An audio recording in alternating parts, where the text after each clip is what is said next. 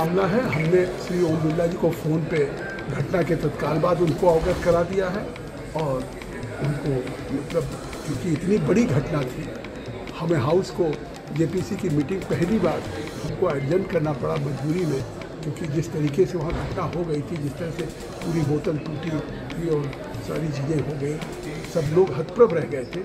और सामने विटनेसेज, उड़ीसा के 2 विटनेसेज, 2 डेलीगेशंस आए थे, जिसमें फार्मर जज थे, सीनियर लॉयर्स थे, सारे लोग थे। अब उनके सामने भी क्या ये देश को क्या संदेश आ गया है, और उनकी पार्टी को भी सोचना चाहिए कि किस तरह के अपने सदस्य का क्या आचरण है, उस आचरण को किस तरीके से वो कंट्रोल करेंगे। आखिर पार्लियामेंट्री डेमोक्रेसी में हिंसा की जगह कहाँ है? जी सर, कल्याण बनर्जी जब बाहर निकले तो उन्होंने ये आरोप लगाया बार बार कि चेयरमैन जो है वो उनका रवैया बायस्ड है।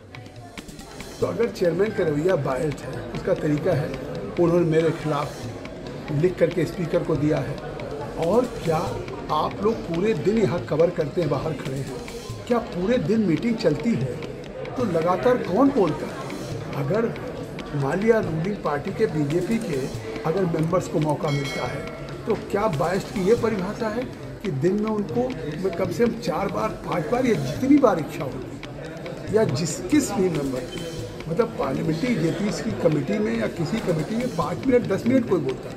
अभी ओवैसी साहब ने कहा मैं 1 घंटे बोलूँगा, मैंने उनको 1 घंटे बोलने दिया। कोई चेयरमैन इतिहास में इतनी देर बैठक नहीं करेगा। मैं रोज़ सुबह 11 बजे से शाम को 5 बजे 6 बजे तक बैठक करता हूँ। ये पहली बार वो मेरे ऊपर अपने गुनाहों को छिपाने के लिए आरोप लगा रहे हैं। मैं किसी को बोलने का अवसर देता हूँ, बार बार अवसर देता हूँ। एक बार बोलने के बाद भी अगर वो सप्लीमेंट करना चाहते हैं और जोड़ना चाहते हैं, मैं कभी भी सुनने के लिए बैठक में कभी किसी को रोकता ही नहीं। और आप देखते होंगे कि लगातार बैठकें चल रही हैं हर 5 दिन पे। मैं धन्यवाद देता हूँ कि बैठकों में हमारे मेंबर्स आते हैं, लेकिन क्या किसी मेंबर ने शिकायत की कि जगदम्बिका पाल हमको नहीं बोलने देते हैं या जगदम्बिका पाल हमको नहीं सुनने देते हैं? वहाँ पे तमाम माइनॉरिटीज़ के मेंबर ऑफ पार्लियामेंट्स हैं जो डिफरेंट पार्टी से भी ताल्लुक़ रखते हैं, हमारी पार्टी में भी है। उनके भी मैं सेंटीमेंट्स का कदर करता हूँ, उनके भी सेंटीमेंट्स का।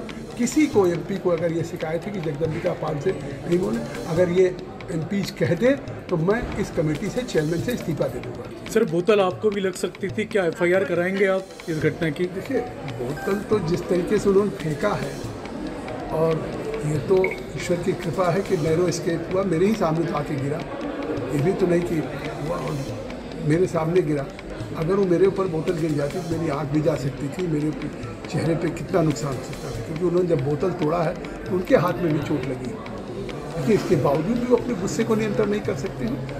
आखिर अगर एक सांसद किसी भी पार्लियामेंट हो या पार्लियामेंट्री कमेटी हो तो किस बात पे इस तरह का अगर गुस्सा है, तो क्या वो एक सांसद है या इस तरह का काम करने वाला?